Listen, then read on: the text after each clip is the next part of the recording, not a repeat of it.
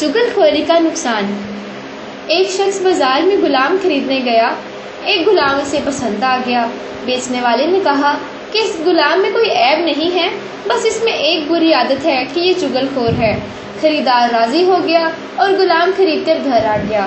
ابھی کچھ ہی دن ہوئے تھے کہ غلام کی چغل خوری نے یہ گل کھلایا کہ اس نے اس شخص کو بیوی سے تنہائی میں جا کر کہا کہ تمہارا شوہر تمہیں پسند نہیں کرتا اور اب اس کا ارادہ باندھے رکھنے کا ہے۔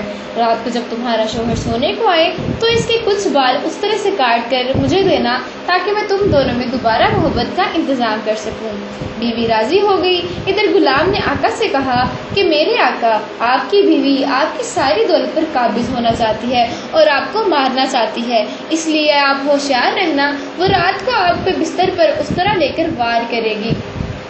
رات کو وہ جب بیوی کے پاس گیا تو اس نے دیکھا کہ وہ اس طرح لا رہی ہے۔ وہ سمجھ گیا کہ غلام نے جو بات کی تھی وہ تو سچی تھی۔ اس سے قبل بیوی کچھ کہتی، اس نے اسی اسطرے سے بیوی کا کام تمام کر دیا۔ جب بیوی کے گھر والوں کو پتہ چلا تو انہوں نے گھر آ کر شوہر کو بھی قتل کر دیا۔